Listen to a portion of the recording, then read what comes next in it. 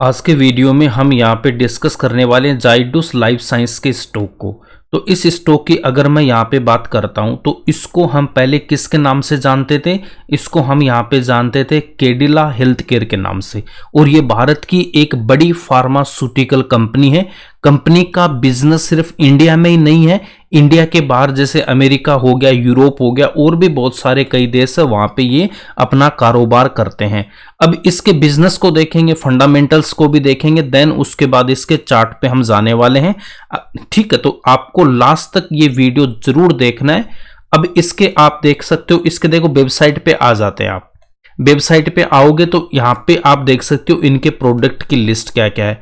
ठीक है, तो इस पे एक मिनट, अगर मैं होम पेज पे आता हूं इसके पास, यहाँ पे आप देख सकते हो इसमें जो भी इंफॉर्मेशन आपको यहाँ पे लेनी है यहाँ पे आपको मिल जाती है। और ये कंपनी इंडिया में 4th रैंक पे आती है, और इंडिया के बाहर यूएसए एंड ब्राजील में भी है, एंड यूरोप की कई कंट्री अगर फ्रांस एंड स्पेन में भी है, और 25 अदर इमर्जिंग मार्केट्स में ये अभी अपना वहां पे है। Latin America and south Africa में भी इनका बिजनेस है। देन उसके बाद अगर मैं यहाँ पे इनके प्रोडक्ट की बात यहाँ पे हम देखते हैं तो इसके बहुत सारे इनके प्रोडक्ट्स जेनरिक मेडिसिन में यहाँ पे ये लोग बनाते हैं। वैक्सीन एंड स्पेशलिस्ट ड्रग्स भी ये लोग यहाँ पे बनाते हैं। बायोलॉजिकल एंड एपीआई क्या होता है? एक्टिव फार्मा इंग्रेडिएंट्स, ये भी ये बनाते हैं जो मेडिसिन बनाने में यूज होता है। देन कोविड में आपने नाम सुना होगा, एक वैक्सीन आई थी जाइकोव डी, ठीक है, तो वो जाइडस की थी, इसी ने उसको बनाया था, तो उससे ये कंपनी काफी चर्चा में आई थी। करेक्ट। अब इसके और प्रोडक्ट अगर आपको देखना है तो यहां से 1 बाय 1 देख लेना। बाकी अगर आप गूगल पे देखते हो तो यहां पे इनके देखो ये मेडिसिन पे लिखा लेता है ऐसा ना, जाइडस करके, तो ये सब इनके प्रोडक्ट्स हैं, है ना। तो इनको आप यहां पे देख सकते हो कौन कौन से प्रोडक्ट है। और इंफॉर्मेशन हमें लेनी है तो यहां डॉक्यूमेंट्स में आएंगे, ये पीपीटी एंड फाइनेंशियल ईयर 2025, यहां से हम और इंफॉर्मेशन ले सकते हैं। तो मैंने इनको ओपन किया हुआ है, तो यहां पे देखो इस पीपीटी में आपको कुछ और ब्रांड नेम्स भी यहां पे गिवन है। नाइसिल जो आपका एक जो पाउडर आता है ना, वो इसी कंपनी का, एवर यूथ, ठीक है, ये भी इन्हीं का ब्रांड है। Glucon D, Complan and sugar free and nutritions and max protein, तो ये सब प्रोडक्ट भी इन्हीं के हैं, ठीक है। और इनको 1 बाय 1 गूगल पे जाके एक बार देख लेना अच्छे से, तो आपको समझ में आ जाएगा ये कौन से प्रोडक्ट है और क्या। करेक्ट। तो बिजनेस हमें समझ में आ गया, इनकी डिमांड रहने वाली है, फार्मा की ये सेक्टर से बिलोंग यहाँ पे है, और 4th नंबर की इंडिया में कंपनी है, तो इसकी डिमांड हमेशा यहाँ बनी रहेगी। बिजनेस शानदार है, इसमें कोई दिक्कत नहीं है। इंडिया और इंडिया के बाहर भी इनका बिजनेस है। और बाकी मैंने आपको सोर्सेज सारे मैंने बता दिए कहाँ से आपको और इन्फॉर्मेशन यहाँ पे लेनी है। वेबसाइट को एक बार अच्छे से देख लेना। इंडिया में बिजनेस ये सारी चीजें ना, मैन्युफैक्चरिंग, आपको सारी डिटेल यहाँ पे मिलेगी। तो कम टाइम में मैं यहाँ पे आपको सोर्स बता के जा रहा हूँ, थोड़ा सा आपको रीड यहाँ पे करना पड़ेगा, ठीक है। अब आ जाते हैं फंडामेंटल्स पे। तो आरओ इसके शानदार है। देन मैं यहाँ पे पी की बात करता हूं तो इंडस्ट्री पी से यहाँ पे कम है। ऑलमोस्ट डेट फ्री कंपनी है मेरे पास में, और कोई यहाँ पे प्लेस परसेंटेज नहीं है। डिविडेंड भी देती है 1% का, तो डिविडेंड के लिए एनएससी की वेबसाइट पे आएंगे। देन कॉर्पोरेट एक्शंस पे मैं जाऊंगा तो मुझे यहाँ पे डिविडेंड की पूरी हिस्ट्री मुझे मिल जाएगी। यहाँ पे आ जाते हैं, इसमें कब इसने बाईबैक दिया है, डिविडेंड बोनस जो भी दिया होता है वो यहाँ पे हमें दिखाई दे देता है, ठीक है। तो यहां से आप देख सकते हो ये डिविडेंड भी देता है। देन आगे जाते हैं हम, उसके बाद में हम चलते हैं इसके क्वार्टरली रिजल्ट पे आ जाते हैं। तो जून 25 को मैं जून 24 से कंपेयर करूंगा, लास्ट ईयर के सेम क्वार्टर से हमें कंपेयर करना है। तो सेल्स मेरी यहाँ पे इंप्रूव हो गया है, एंड जो ऑपरेटिंग प्रॉफिट है वो भी मेरा हल्का सा इंक्रीज हो गया है, ज्यादा इंक्रीज नहीं हुआ है, बट यहाँ पे एक्सपेंसेस मेरे इंक्रीज हो गए। वो किस बेस पे हो गए? अगर देख सकते हो मटेरियल कॉस्ट थी वो भी यहाँ पे इंक्रीज हुई है। देन आप देख सकते हो एम्प्लॉय कॉस्ट है वो भी इंक्रीज हुई है लास्ट ईयर के सेम क्वार्टर से, तो उसके वजह से यहाँ पे ज्यादा प्रॉफिट में मुझे यहाँ पे नहीं हुआ, बट फिर भी ठीक है, सेल्स मेरी इंक्रीज हो रही है। तो मटेरियल कॉस्ट कम ज्यादा होती रहती है, उससे यहाँ पे इन मैन्युफैक्चरिंग कंपनीज में प्रॉफिट पे बहुत ज्यादा असर हो जाता है। यहाँ पे बस ये देखना कि मार्जिन भी थोड़ा सा कम हुआ है उसके बाद, इसीलिए यहाँ पे प्रॉफिट मेरे कम हुए। तो मार्जिन अगर इंप्रूव होंगे तो फिर और ये प्रॉफिट ज्यादा हो जाएंगे अपने, ठीक है।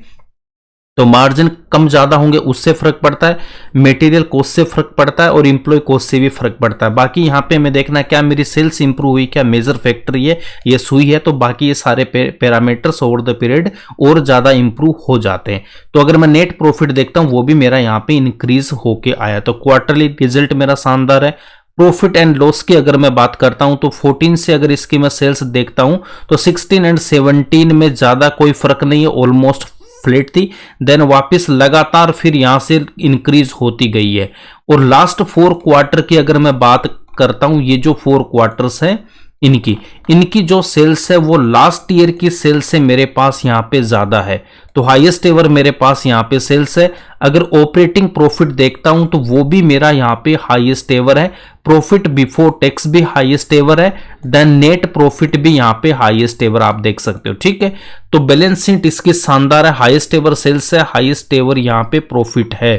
देन इसके रिजर्व खुद के पास कितने पैसे, ऑलमोस्ट 24,000 करोड़, और डेट यहां पे कितना 3,000 करोड़ का डेट भी इन्होंने कम किया। तो यहां पे जो डेट ले रहे हैं वापस यहां पे इन्होंने डेट लिया है, इसका यूज कहां पे हो रहा है, कैपेसिटी को एक्सपेंस करने के लिए ना, तो ये अच्छी बात है। तो यहाँ पे फिक्स्ड एसेट भी क्या हाईएस्ट एवर है, और जब ये यहाँ पे 2,500 या 2,700 कि जब यहाँ पे कैपेसिटी और इंक्रीज होगी तो यहाँ पे इनके सेल्स इंक्रीज होगी तो प्रॉफिट और ज्यादा हमें देखने को मिलेगा नियर फ्यूचर। देन आगे हम चलते हैं, शेयर होल्डिंग पैटर्न पे आ जाते हैं।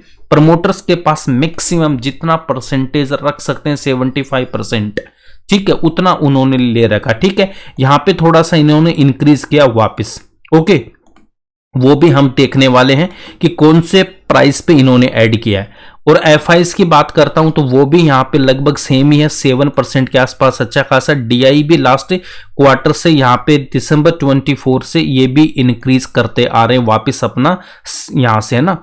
ठीक है, और पब्लिक के पास ओनली 7% है, और भी कुछ है क्या, नहीं। तो पब्लिक का अगर मैं 7% यहां से स्टेक हटा देता हूं तो मेरे पास 93% स्ट्रॉन्ग हैंड्स के पास यहां पे आ जाता है। बाकी आपको और कोई न्यूज देखनी है तो यहां पे आप देख सकते हो आके, करेक्ट, ओके। अब यहां पे देखो इस शेयर होल्डिंग पैटर्न की अगर मैं बात करता हूं तो प्रमोटर ने कहां पे अपना और इसमें स्टेक इंक्रीज किया है, दिसंबर 24 में था, फिर मार्च 25 में। तो इसके चार्ट पे अगर मैं आ जाता हूं तो ये इसका ऑल टाइम का चार्ट है। अगर इसको मैं 5 ईयर्स के चार्ट में कन्वर्ट यहां पे करता हूं तो दिसंबर 24 एंड मार्च की मैं बात कर रहा हूं। यहां पे देखो दिसंबर 24 कहां पे था, यहां पे था, इधर था, ठीक है। और यहां से फिर ये मार्च वाले की बात करेंगे, मार्च 24 में यहां पे ये मार्च आ गया, ठीक है। तो इधर मतलब इस रेंज में उन्होंने अपना स्टेक यहां पे बढ़ाया, इस रेंज में। तो ये रेंज क्या, अभी स्टॉक भी मेरा उसी रेंज में ट्रेड कर रहा है जिस रेंज में प्रमोटर ने अपना स्टेक इंक्रीज किया है, और उसी रेंज में आप देख सकते हो स्टॉक अभी उससे ऊपर नहीं गया, जो मैक्सिमम जो रेंज थी उसके आसपास ही है ना, इधर ही है। तो उसके बाद भी स्टॉक देखो ये डाउन आया था। अगर मैं 1 ईयर पे ये चार्ट लेके आता हूं ना, तो अगर प्रमोटर ने देखो जहां से इसको और इंक्रीज किया वहां से भी स्टॉक डाउन आ सकता है। यहां पे हम देख सकते हैं अगर कितने परसेंटेज अगर मैं टॉप से लेता हूं तो यहां पे देख सकते हो प्रमोटर के बाई करने के बाद भी ऑलमोस्ट 20% के आसपास मेरा स्टॉक डाउन आ गया है। अब हमें नहीं पता वो कौन सी रेंज में यहां पे किया होगा, बट ये अगर मैं रेंज लेता हूं, अगर एग्जैक्ट मैं बॉटम ले रहा हूं तो वहां से भी देखो 12% डाउन आ गया ये।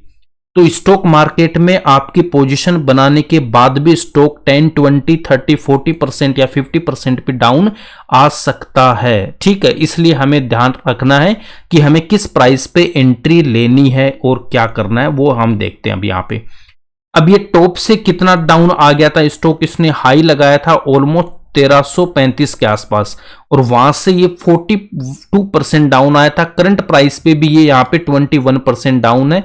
और अगर ये लाइफ टाइम हाई वापस जाता है यहां से स्टॉक, अगर ये लाइफ टाइम हाई जा रहा है वापस यहां से, तो कितना परसेंटेज का गेन दे देगा ये हमें 30% का गेन देगा। अब यहां पे एक बात और देखनी है, प्रमोटर ने जब यहां पे अपना स्टेक इंक्रीज किया है तो क्या वो 30% गेन के लिए आया है क्या? प्रमोटर यहाँ पे ट्रेडर नहीं होते हैं, उनका विजन बहुत लंबा होता है।